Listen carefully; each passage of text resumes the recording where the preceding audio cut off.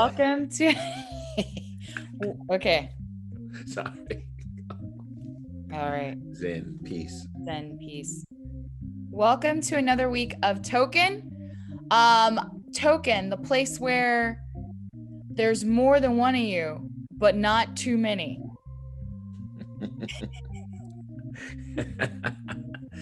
That works. And you is black. That's the you. Use is black. Use is black. You're some pepper and a sea of salt. There you go. There we go. The place where there's always a little pepper in the sea of salt. Yes, that was good. Okay, Yeah. so you say it always so much cooler than me. You set it up. I just knocked it in a basket. Just knocked it down. Okay, so this week we're gonna do things a little differently. You didn't like that you said basket? I said knock it in the basket. I said knock it in the hole. Yeah. But I. Oh, is that like a saying? No, it just sounds like I'm all ass backwards with my sports. You set it up, I knock them down. You set it up. Y'all should have seen how defeated Steven, like not defeated, you looked upset that you got that wrong. Because I could see your face and you were just like, no.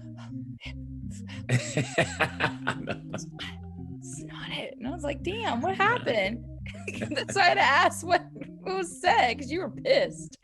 I was pissing myself, but That's okay. No one cares. We're talking about films here. Yeah. So sport references. Love sports, but who cares? So this week is a little bit different. We have been talking about specifically them. I have been kind of obsessed with like the talk around it, and I've been talking to Steven about it, and then we're sharing quotes. Who's the quote by how do you say her name? Is it Marseille Martin? Yeah, Marseille Martin. Her quote about like, no films that are Black trauma. So we decided to kind of do a little bit different. We're going to talk about Black trauma today, and Black trauma in the sense of when it comes to being in film and television and that nature, and our thoughts kind of on it. Because we were talking about it and it was enough where Steven was like, we should just like have an episode about it. And I was like, I don't know. I don't know, but then proceeded to talk for another 20 minutes about it. And I was like, let's just do it. So I'll kind of start like initially. The reason why this has been kind of like caught up in my mind is because I started watching them. Right. Those who know, I've watched past episode 5. Steven's just watched up to episode 5. He hasn't seen. I haven't finished. I'm half of episode 5, first half. Yes. Oh, also there might be spoilers in here. Just FYI. And just so this episode might have some spoilers. I don't think it's going to be crazy spoiler for the whole series because I don't know if Donna's finished the series yet. I haven't because a friend of mine, I haven't finished it because a friend of mine told me to wait. She wanted to catch up to where I was. Then when she caught up to where I was, decided she didn't want to watch it anymore. Oh, okay. Because it was traumatizing her, because there's in episode 5, there's an incident with a baby and she has a baby and she's just really sad about it. So which is traumatizing a lot of people actually. So to set it up for people that don't know, Them is a horror anthology series on the Amazon Prime that was created by Little Marvin and executive produced by Lena Waithe. So the first season is called Them Covenant, and it follows a Black family who moved from North Carolina to an all-white neighborhood in Los Angeles, in basically East Compton, during the second migration of 1953. Right. So I assume it's set up to be like a kind of a black lens version of like American Horror Story. Right. Yeah. And not that it's not its own wholly different, because it is already very, very different. Just like that's a good comp for it, I think. Yeah, I think, and I think some people don't even know the fact that it is like every season is supposed to be a different story. Yeah, that's what anthologies are for the most part. And I love that. I love that too. I mean, I definitely think it's going to get a second season. It should, by all the buzz, all the word, but it's getting like a really, I don't know if it's getting a really big backlash. Sometimes the internet is so loud. So loud. And then there's like, just like the people who come after, like the internet to me can feel so mobby. Oh my God, is the plane on my house? Yeah, it sounds like somebody break it in. Yeah. Duck for cover. Anyway, so what are your thoughts about so it's just so hard, right? Because we could talk about Black trauma in the sense of like them, and we could talk about Black trauma pieces outside of that. And I think when I had a conversation with Steven and I saw the quote from Marseille Martin, I was like, well, how do you define Black trauma? Is it like just saying you don't want any more slave, any more racial pieces, right? But then it's like, so you're saying you're going to eliminate every single film that has to do with slavery of Black people, it has to do with racism, which is racism which we currently are experiencing. I just think saying that is like, I get the like hype about it, but I think it's like biting off more than actually understanding. I think it's like speaking to the yell instead of speaking to the reality of what it looks like to be a creative, a Black creative, and like what you want to explore. Cause like the idea of like Black creatives not exploring racism, um, like what? So for context, when she's saying the Marseille Martin quote, Marseille Martin is the youngest daughter on Blackish, right? And she's become pretty well. She's come into her own really well in Hollywood. She's producing films. She's writing her own stuff. She's getting a lot of work done on her own, which is, I love it. And she is saying the quote she's talking about is something that I posted on our token page. I didn't post it. I posted it because I was feeling it, and that's what sparked this whole conversation, right?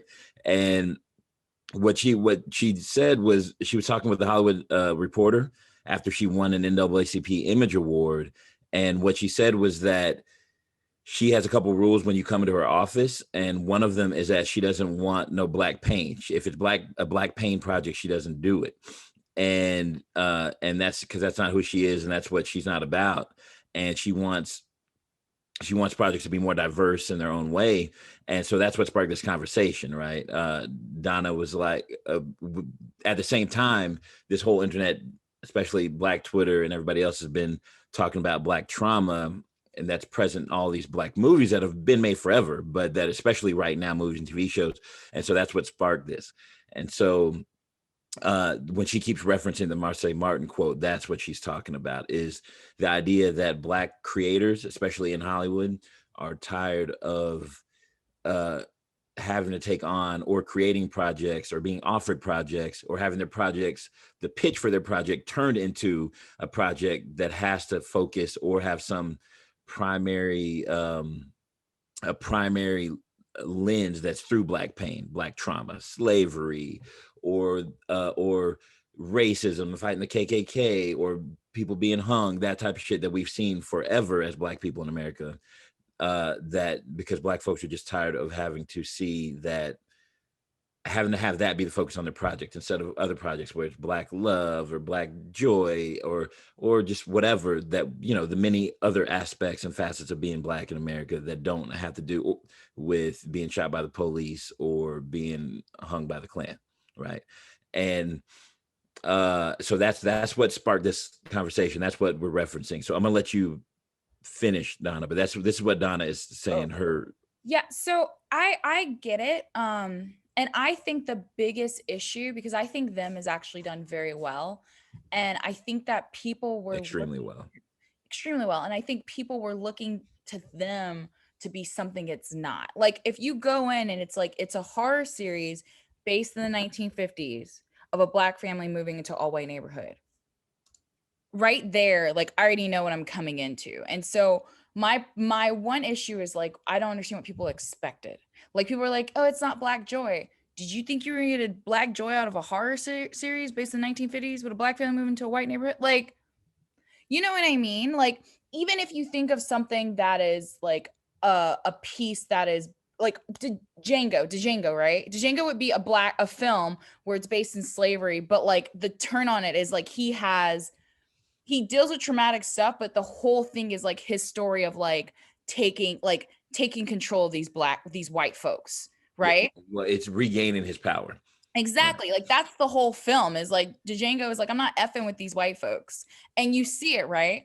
But like that's not the norm, and it's very Quentin. You know what I mean? So like if you I just don't get what people thought when they were coming into the series. And I think a part of my pushback on that kind of funnel towards it is because it's a really well done piece.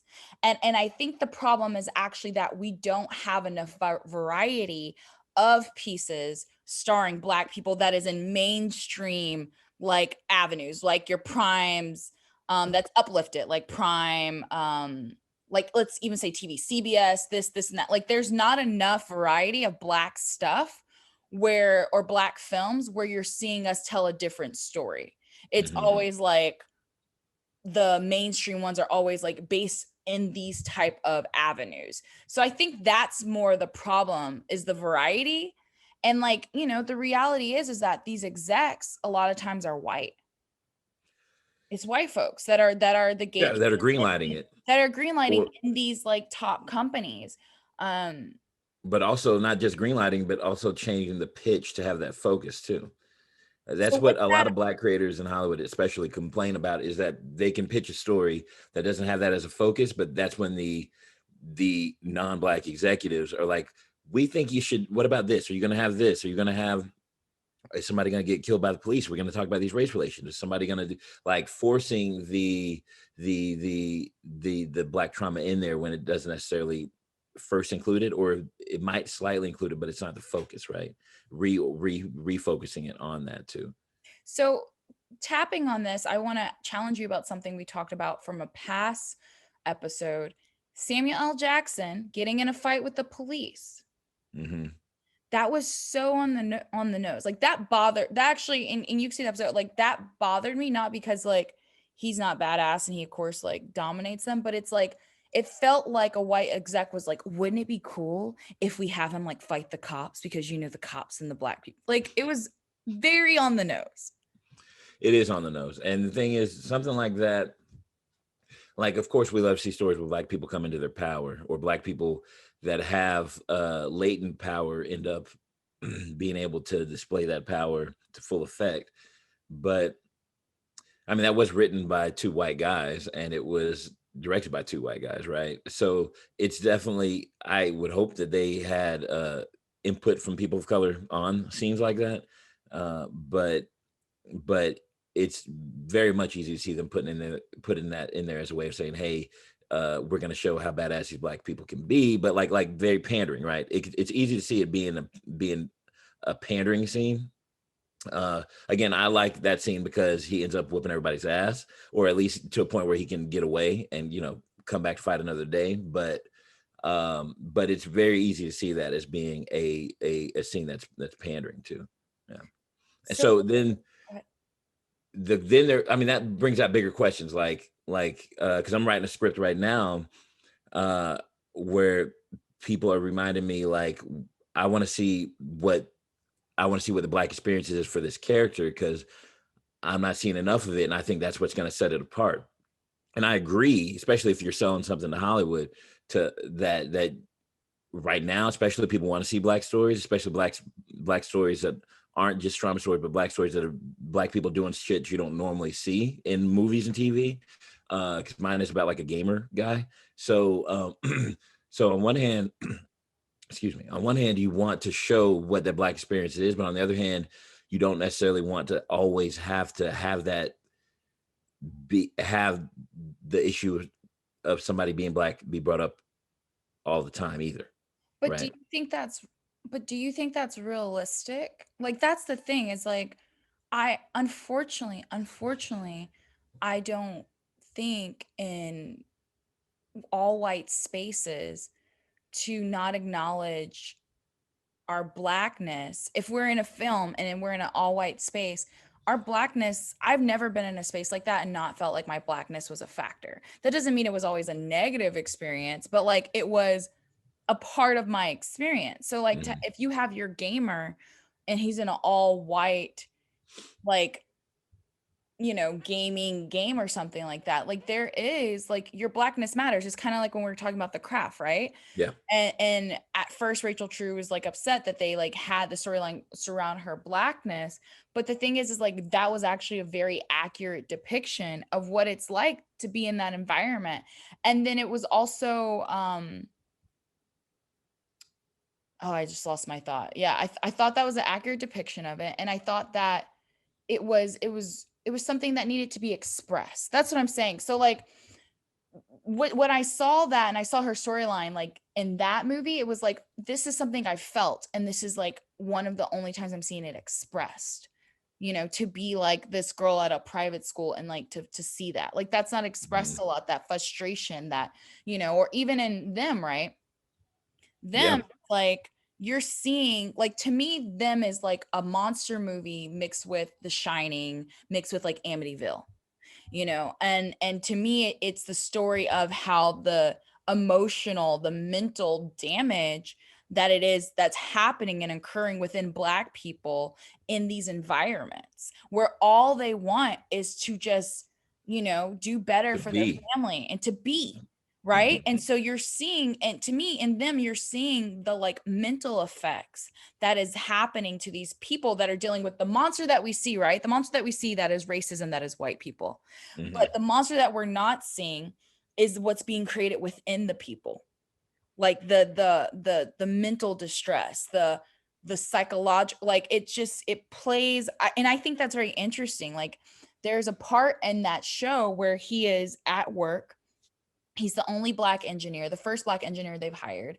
And the boss is just working his nerve and he can't say anything. And I think that's very relatable for anyone in general, being in a job where you don't have power and you can't speak. And so you see him having to take this encounter. He goes to the bathroom and he takes like 1,000 napkins and just screams Yeah. into the napkins.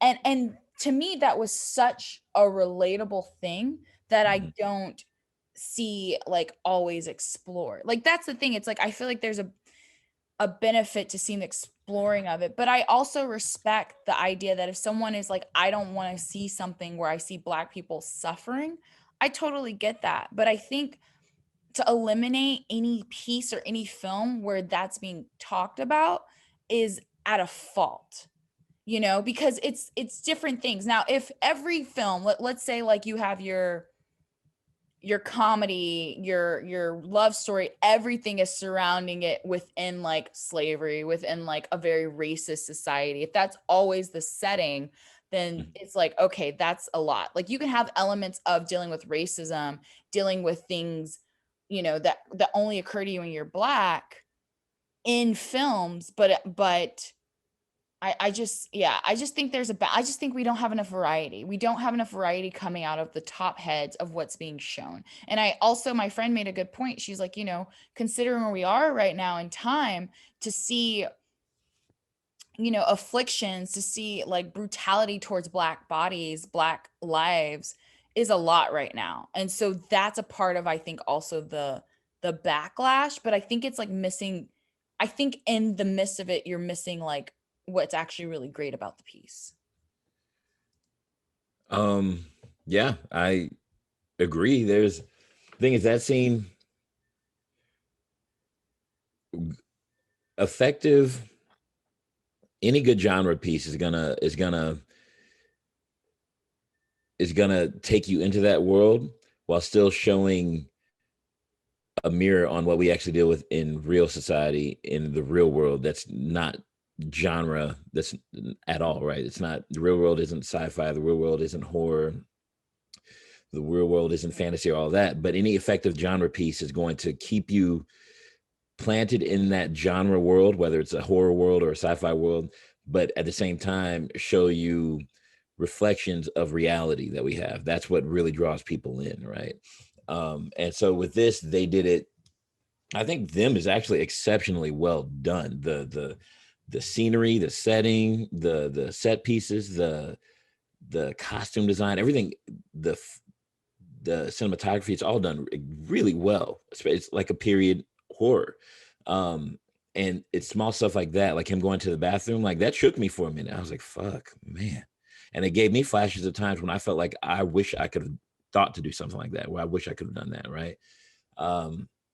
And it helps you not only relate to the character, but also helps give you an idea of how emotionally vexing this is for a character like that, right? That's dealing with that, and he's literally just trying to be at peace with his family at home, but he can't get peace at home because all these people in the neighborhood are making it their mission to just wear them out.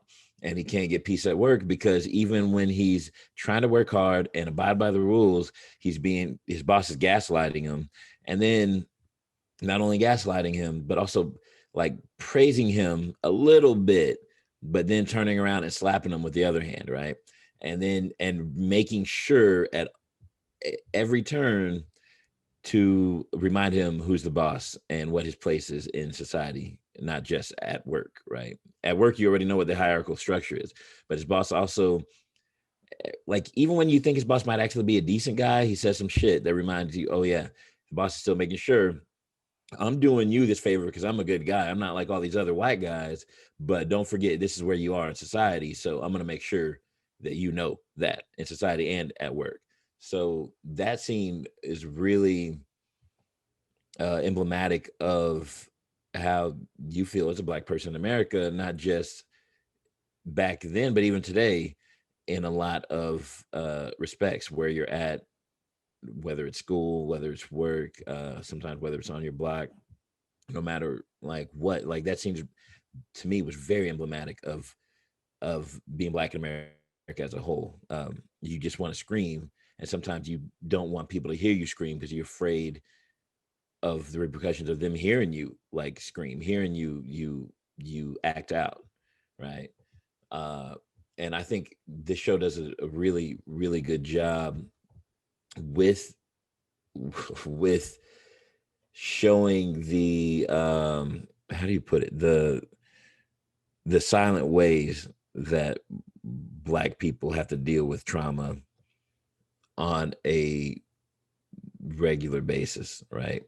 The silent ways we got to deal with it, because at home you may not be silent about it, but outside of that house you can't act out, just like the wife keeps acting out in public because any reasonable person would want to do the same shit faced with what they getting pushed on them. But you know deep down inside there's going to be repercussions for that, right? And I think they do a great job of actually exploring that, and how you have to get around that or work around that in order to survive and to live, right, without being put in jail or killed. And so it's interesting. I think sorry, this is actually making me more emotional than I thought it would, discussing this stuff. And I think a lot of the conversation that people, because the reason I posted it was because like I'm with you, like I'm tired of seeing Black pain films, right? I'm tired of seeing Black pain movies. I had a discussion I think almost a year ago with my buddy Graham for this podcast he had, and his cousin, and we were talking about The Wood. And I was saying one of his first questions was like, how do you, and it was a podcast that he did under with a local Austin like film club called the Hyperreal Film Club. And one of his first questions was like, so what did you guys think, like being taken back to that place and time, since this movie came out like the late 90s, early 2000s? And I was like, man, my first impression, I haven't seen that movie in forever. And I watched that movie many times when I was younger. But my first gut instinct was negative, like, because you watch it and it's like, I think it's a B-roll of the neighborhood, which I think is Compton at the time. And you see the streets and like Black people just walking and doing their thing. But because it's a 90s film of black boys growing up, like I was having flashbacks of Boys in the Hood and stuff. So my first gut instinct was like clinched, because I was like, oh shit, somebody gonna get shot in this movie. Is somebody gonna die? I had seen the movie many times, but my split second instinct was, the visceral reaction was negative, because I was like, I'm gonna get attached to somebody here and they're gonna die.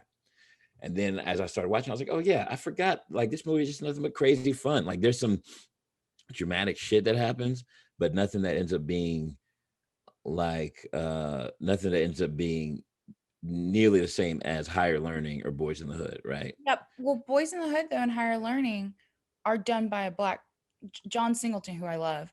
Went to USC. Shout out, fellow grad. But and I love Higher Learning. I Me love too. Higher Learning. Boys in, I just, so that's the thing, right? Like I just think we don't have enough variety. And I think Yeah. those who are making it at the top are not, are only seeing us in one way. Like I think people are like, oh, I can't believe them got greenlit. I can. It's a beautiful piece. It's very well done. Like, it's a gorgeous piece. Like, it should have been made, I think. But I think the problem is that things that aren't them, right? That you're the Woods, you're Little, like these fun pieces of also Black stories, because those aren't being made. It feels like we're not getting anything. And I haven't even talked about, and the reason I say it's like at the top level is because like BET, right? Like there are like BET's whole dedication is to telling Black stories, right? But we're not referencing that, right? Like think about it, like that's not even like taken into factor. And I think it just speaks to, and not to say BET hasn't had good stuff, I just think the quality hasn't been there. And so like the quality things are like the things that are like your Amazon series, your Netflix series, like these expensive, you know, your big movies coming out and stuff like that. And I just think we don't have enough in the grand scheme of what's being shown to everyone, to Black, white, and everybody. It's like we might see it on a BET, but we're saying on the grander scale, there isn't a lot of that. And to me, I think that's really the problem. I think the problem is that we're not getting enough variety, you know? And we're working there. We're working that way, I will say. And so I see what you're saying. So for the people that say they're tired of seeing the Black trauma, I think what it is because you're tired of having that pain, that reminder of that pain constantly shown to you, in order to see a movie with people that look like you in it. But this is where I agree with you, is that the reasoning is because so long, if you were a Black filmmaker, this is all they would let you show, right? Either us goofing around and having comedy movies, or us showing like the horror of the Black existence. But I think the thing is that now, fortunately, a lot of that is being made, right? There's a lot of the Black heavyweights in Hollywood, like Shonda Rhimes and Lena Waithe and Issa Rae and Kenya Barris. And I mean, the list is Spike Lee. The list is getting longer and longer, thankfully, every year. And I think a lot of those Black heavyweights are showing movies and TV shows, creating them now with Black filmmaking. I'm sorry, with an eye to that, to more of that diversity that you're talking about too. And it's become it's fortunately finally getting to where where you're talking about. So I agree with you that there is a little, it's not flowing fast enough, right? Like it's not like, if you think about in the 90s, like when the Wood came out, there was a lot more happening. And I feel like it's happening, but it's not at the same time. It's like, it definitely feels like a slow pour, you know? Yeah.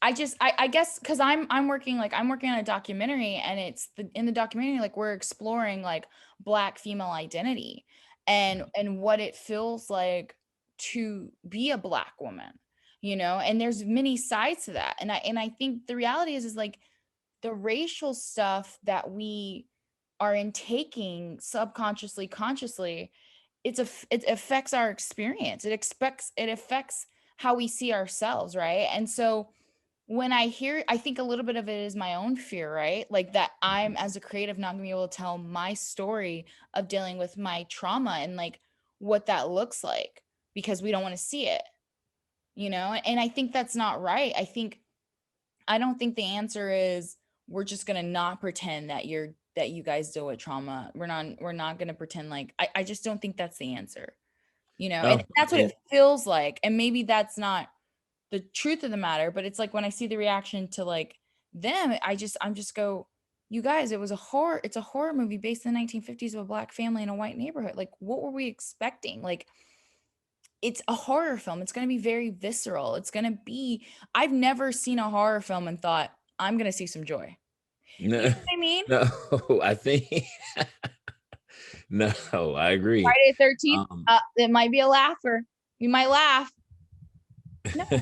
Well, I guess there's those campy horror films, which are always True. You could be different. campy. People But are that still was a dying. lot of that was the 80s. Yeah. Huh? But people still die in it. Yeah, for sure. Yeah. I think so. I think with something like them, I think what gives a lot of people pause, the people, especially people that are apprehensive about seeing all the trauma, is that a lot of it's putting the hyper real, the super real racial violence in horror films that gives some people issues, I think, and or this type of stuff, because stuff like Jason or Freddy, those aren't real, but like lynch mobs that rape women and murder children and burn them were extremely real, right? And so I think that's the type of stuff. And this a lot of that's why I was going to send you this Mary Sue article, because she goes over it by Princess Weeks. She goes over it really, really cohesively from that perspective, and I see I think that's where a lot of people that have issues with it lie, because they don't, because I think with something like them, most of the horror comes in not as much as the ghost creature monster type stuff, which is what traditional horror is, but in those all the realistic stuff that they deal with from the white people that you've actually seen in the real world, right? And I think that's where people have issues with that type of horror. But I disagree. I would say to that person, you don't watch horror films. Like, it's not always just the monster movie. And this does have the monster. Amityville, right? Amityville, The Shining, like those were like the psychological like things. So yeah, so like I guess the real world is like the white people racism, right? But the other than what happens in episode 5, the white people racism is just like basic white people racism. Like if you think about it, right? Like they're just white people racism. They just like talk down to you and stuff like that. None of them are like attacking them. Like if you think about it, no one gets attacked. It's just white people doing the white folks thing where they don't want you to be here until episode 5, which episode 5 is also a callback, I believe, to like a Last House on the Left or like a Manson Family. I actually think them plays with a lot of different genres. But like you can't say like that's not like how monster films are done. If you watch American Horror Story, right? American Horror Story Coven, the big thing that happens at the beginning episode is that the girl, like there's real life things, she gets raped in it. And then they're like the witches, and I think there's a lot of real life elements that are played in it. I just feel like the setting, it just doesn't make sense to me. It's like in this setting, what did you think would happen? Like, and I actually think it very much so plays to horror films. I just actually I said actually twice, whatever. I think I actually think it lends itself to horror too, being what it is. Like It I don't does. know. I just feel like people are expecting something different out of horror. I agree that coming into this knowing it's a horror with Black people in the 50s, you should definitely expect some of the stuff that happens. I do think, however, that I haven't seen the entire American Horror Story series, but based on most traditional horror, I think they don't frequently. I don't remember too many horrors that incorporate the actual real life, like physical violence, other than slasher movies. I don't think too many. Like, how many slasher movies you've seen somebody where the victim gets raped too, right? They just leave it Oh, out because the all the person. time. Okay, so you know what? Now that I think about it, there's the really, really great, like the really, really gory ones that like Rob Zombie was putting out, right? The I'm trying to remember if House on the Hill, but So the there's those original ones. House on the Hill in the 70s. Oh, not House on the Hill. I'm thinking about House on the Left. There's a rape in House on the Left. Yeah, the House on the Left, but that's That also a revenge flick, right? no. It's not, I don't think it's a revenge flick. I think it's just like I saw the most recent one. I think it's just a flick of like a Manson family, like a family taking over like a home. But like I've seen episode 5 and I read what was going to happen in it before I saw it so I could watch it. And the rape, she gets raped in it.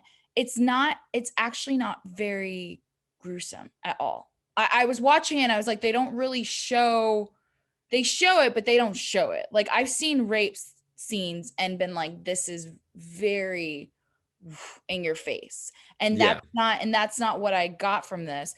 But then also to me, I But like horror films because like yeah, I know yeah. I can like detach myself from it, but like dramas are hard for me to watch.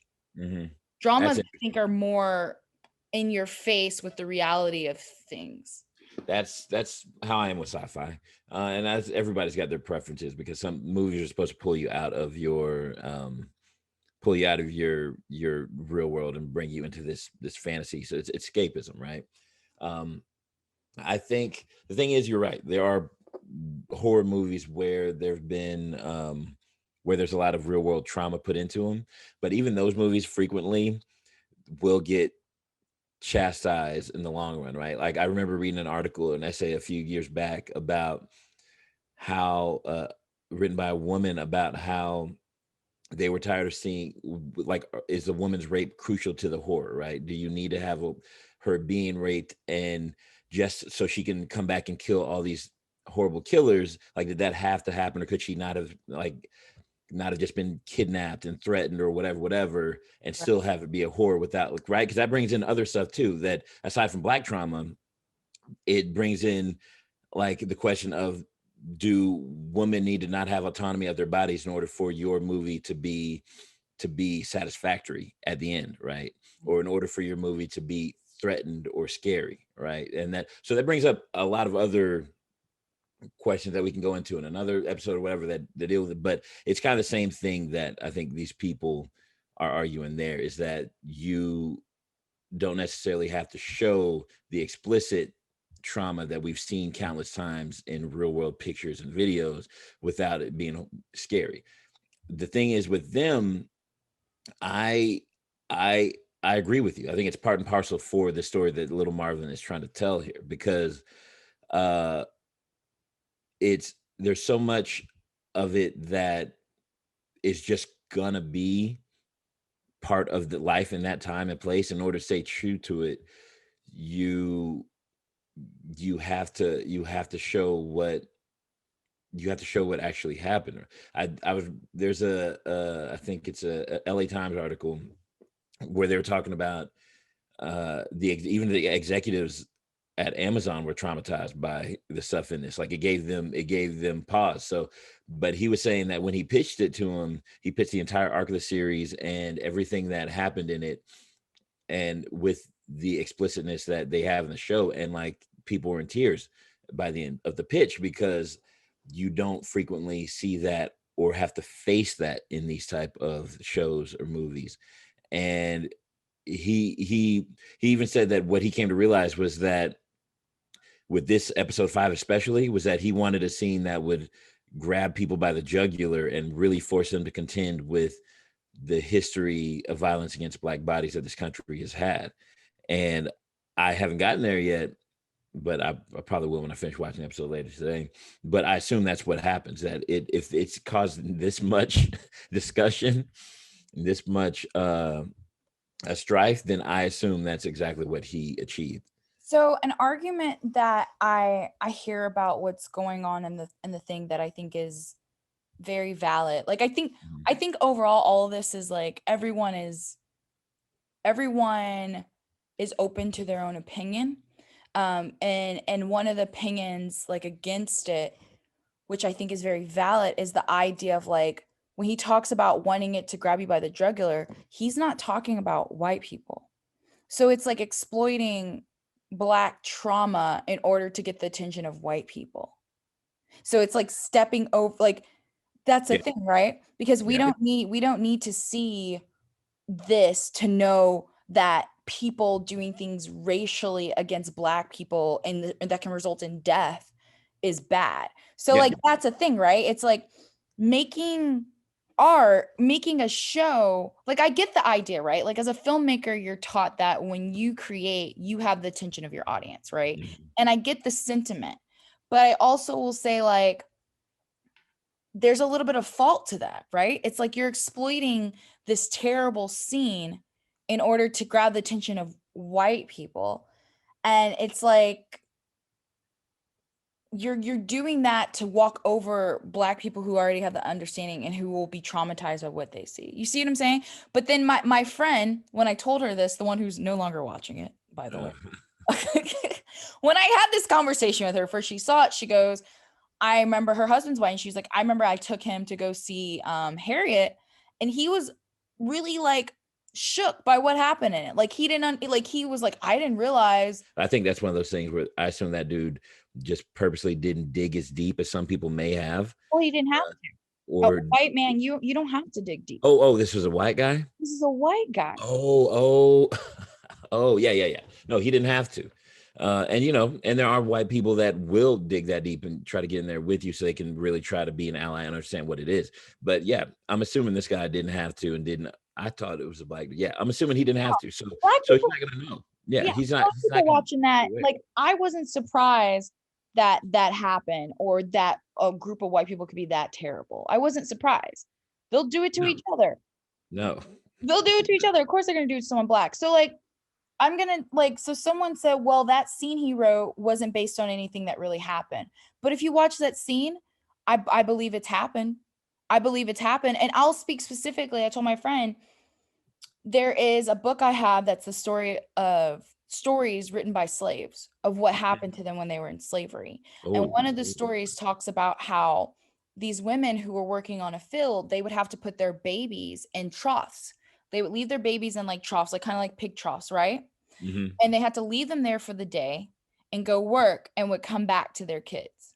One day when they were out there working, there was a terrible storm. They came back, all of their babies were drowned.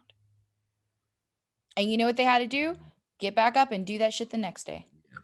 Yeah, and act like it didn't affect them. So, and that's yeah. So it's just, I understand the scene, wasn't something he based on something that actually happened, but that's an experience that like women, like that's just the neglect and the non-care for Black people, their bodies, their humanity, their, but I just think the idea of making something, I just debate if it's the right thing to make something traumatic to Black bodies, Black personhoods in order to reach someone white. Like if at this point someone white doesn't get that this shit is bad, like I don't know. Well, that's part of privilege, right? If you have the privilege to live your life not acknowledging this stuff happened, or not doing the research, or to knowing that this stuff happened because it doesn't affect you on a daily basis, then that's the exact definition of privilege, right? You can move on and go about your life in whatever normal pursuit of life, liberty, and happiness that you want to, because it doesn't affect you. So, I mean, that is basically white privilege at work. So it even if, and there's people like, oh, slavery happened so long ago, get over it. But those are people that are ignorant and it doesn't affect them to this day, right? It affects us to this day. We see the repercussions. This episode 5 opens up with talking about redlining, right? And the whole reason these Black people are in this neighborhood and how they were able to get this house, because redlining that affected minorities and still does to this day all over the country, right? Which is the process of segregating certain neighborhoods for minorities and not allowing them to buy outside of those neighborhoods or into the nicer parts of town, or passing laws and policies all the way down to the banking institution level that don't allow them to actually acquire these houses outside of these neighborhoods and past that red line that they want them to stay in. So this shit obviously still affects us to this day. It does not affect her white friend that was surprised by Harriet, right? So they don't have to do the work to find out what's going on, because they don't have to. They can live their life forever in peace and chill like that. But that's the reason I think shows like this can be important, because if you're interested in watching a horror movie or this horror show that everybody's talking about, we're going to show you what happened. So you have to face it sooner or later. You have to at least acknowledge that this shit happened. This shit was real. And that's why I think this type of stuff can be important for us to have. Do I think it has to be everything that we have? No. Do I think this is something that we need to make 100 clones of? No, because one, the clones aren't all going to be as good, and two, we've already seen it. What else you got, right? Right. But is it something I think that's important for us to have, especially now? Yes. And I think that from what I've read, I think Little Marvin has definitely achieved exactly what he set out to, which is inciting a discussion and conversation over what has happened in the real world and continues to happen in the real world with his show. Right. Uh, and no matter what the genre is, that's what you're shooting for.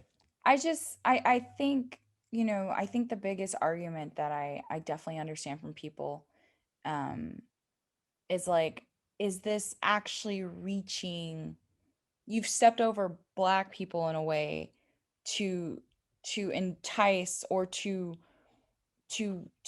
wake up, you've stepped over Black people to wake up white people. And the question is are white people actually going to wake up, or is this something that they can see and not be affected by? Because if they're seeing, police brutality and they're unaffected by it, if they're seeing, even if you take it back, right? Like white people used to go, and someone said this, white people used to go to hangings of Black people as a Yeah. fun event Yeah. of Yeah. entertainment. Mm-hmm.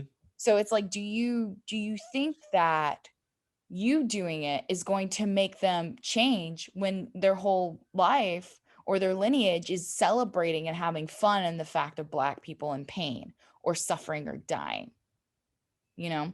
Um, yeah, I think I think it's is something that should be discussed.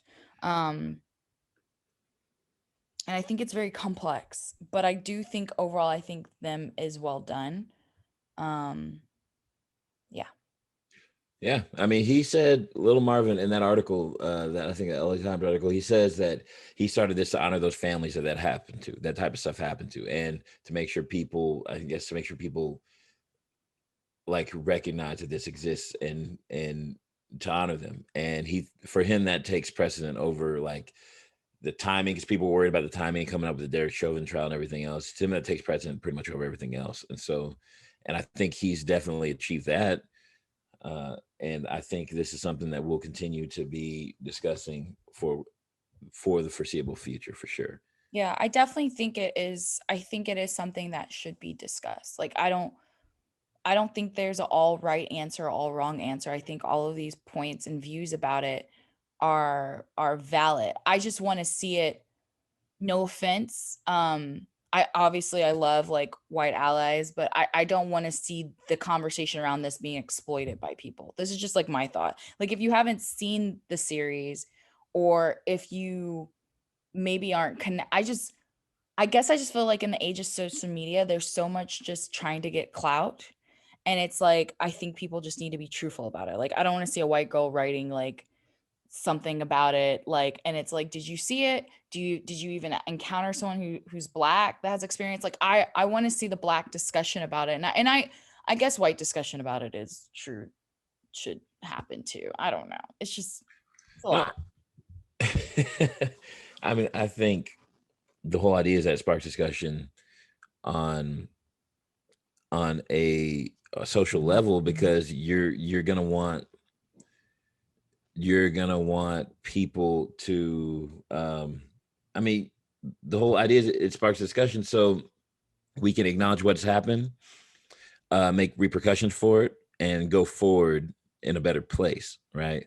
And I think that's also I mean, there's a lot of shit going on this year, but they're also actually legitimately talking about reparations now, right? They're bringing a reparations bill to the Senate floor. So this type of stuff is shit that's been ignored forever. Obviously, movies with Black people and Black traumas happened forever, but um, for a long time at least. But acknowledging and showing, because a lot of movies with Black trauma is just about hood shit or people being, but then there's also movies that are about Black folks being kept underfoot, like Roots and stuff like that, right? But what you want is acknowledgement, discussion, and and plans to put forth change, right? Because that's really the only worthwhile thing to come out of this. Like art is supposed to make you think, make you process, make you uncomfortable, make you feel something, right? And then ideally, any artist worth his salt is his or her salt is going to want you that art to inspire change. And hopefully this change is what is starting to take place now that we can discuss and move forward from. We're sitting here as we're recording this. They are the Derek Chauvin child like jury is announcing their verdict, right? And so we want this type of stuff to really, any artist and any consumer of art, you want the discussions to incite change and to bring about something greater than what has been happening in the past. Otherwise, what's it all for, right? Yeah, so this was a little bit different this week.